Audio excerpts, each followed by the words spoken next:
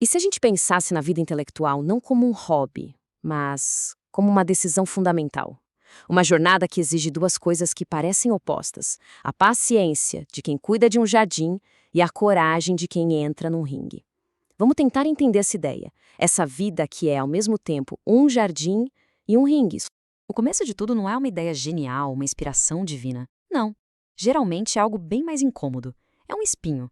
É aquela sensação de que as respostas prontas, aquelas que todo mundo aceita, simplesmente não servem mais. É quando uma ideia que todo mundo repete sem pensar fica entalada na garganta, em vez de engolir, a gente decide cutucar para ver o que é. Pois é, esse espinho tem um nome: curiosidade.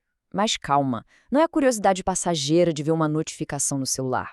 É um impulso diferente, mais fundo, meio perturbador até, que simplesmente não dá para ignorar. Não é aquela curiosidade de algoritmo que nos faz pular de um vídeo para o outro sem parar. A curiosidade genuína é outra coisa. É olhar para o mundo, perceber que ele é opaco, difícil e sentir uma necessidade quase física de entender o que tem ali dentro. É se recusar a deixar o mistério ser a resposta final. Só que esse impulso, essa vontade toda, se for deixada solta, pode mais atrapalhar do que ajudar. É como um rio sem leito, sabe? Espalha para todo lado e não chega a lugar nenhum. É por isso que a curiosidade precisa de uma direção, de uma disciplina. Ela precisa encontrar um método. E a diferença, olha, é brutal. A curiosidade sem método se alastra que nem mato, cobre uma área enorme com interesse superficial, mas no fim só leva à distração. Já a curiosidade com método não se alastra, ela cresce. Ela lança raízes, escala fundo e busca entender de verdade. E o que é esse método, afinal? Não é um manual de regras de jeito nenhum. É, na verdade, uma prática de atenção. É criar o hábito de voltar ao mesmo problema, de ser brutalmente honesto para ver onde nosso argumento não se sustenta. É transformar a pergunta, que era só um comichão, em uma pá, uma ferramenta para cavar de verdade. Ok, então a gente já tem a faísca, que é a curiosidade, e a ferramenta, que é o método. Falta o quê? O ambiente, a oficina. E o curioso é que essa oficina precisa de duas coisas que parecem contraditórias: silêncio absoluto e um choque de realidade. Para pensar sério, não tem como fugir da solidão. E não é aquela solidão romântica, de filme, com um violino no fundo. É o custo operacional mesmo, o preço que se paga para pensar. É nesse silêncio, longe do barulho dos outros, que a nossa própria voz começa a ganhar forma, a encontrar um timbre. Pensa no barulho constante da nossa bolha, das redes, do grupo. Tudo isso funciona como uma anestesia. A gente sinceramente acredita que está tendo uma opinião, mas na maior parte do tempo só está repetindo o que a tribo já aprovou.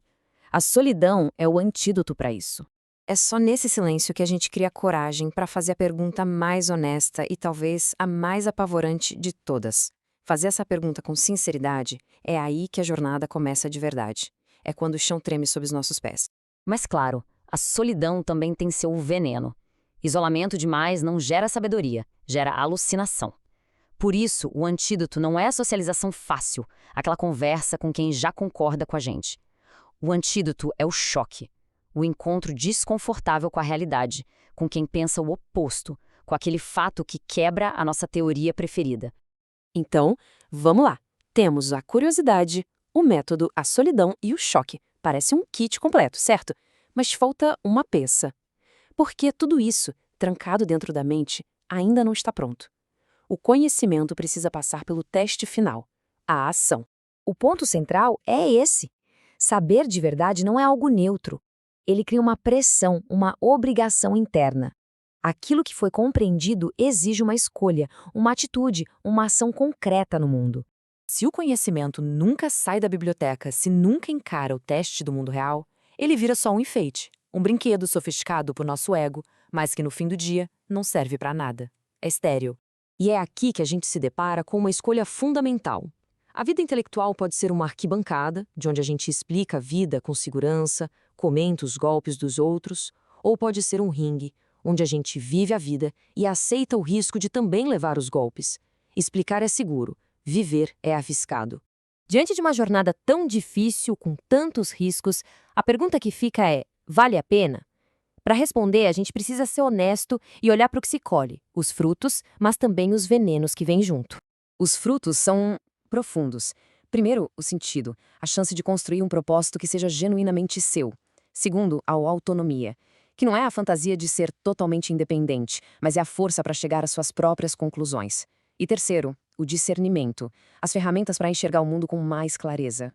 Mas esse balanço nos alerta que para cada fruto existe um veneno à espreita. A busca por sentido pode te levar ao isolamento. A autonomia pode se transformar numa arrogância insuportável. E o discernimento pode virar a desculpa perfeita para fugir da vida, se escondendo na teoria. E aqui eu acho está o resumo de tudo. O objetivo não é usar as ideias para escapar da vida. É justamente o contrário. A vida intelectual, quando bem vivida, é um jeito de mergulhar na vida com mais profundidade, com mais atenção, com mais capacidade de encontrar significado. No fim das contas, o pensamento mais honesto não nos afasta das pessoas, ele nos devolve a elas. A janela da biblioteca não é uma barreira, é para ser uma passagem, um convite para que o conhecimento encontre seu destino final, o outro, o mundo e a própria vida, que sempre, sempre vai ser maior do que qualquer teoria.